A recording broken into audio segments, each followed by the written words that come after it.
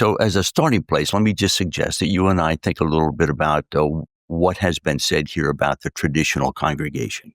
Hmm. That really is, who you and I are. And it's also who I think most of the listening audience is. And on the one hand, the monograph is not good news for a traditional congregation. We're basically saying your 250-year-old model has worn out, that you're suffering a cultural dislocation. That I was working with another group this past week, and I just kind of framed it in a little bit of a different way, that if the average age of a person in the United States is 38.5 years old, the average age of a United Methodist person in our denomination is 57 years old.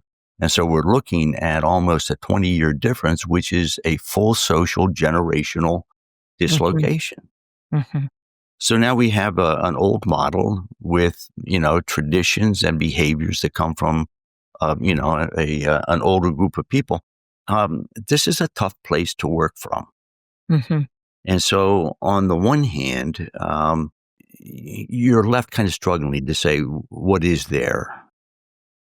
So for me, one of the things that was really terribly important is that when you listen to Tim Shapiro, one of the things that happens is that he has such a respect and an affinity for what congregations actually do. Mm-hmm.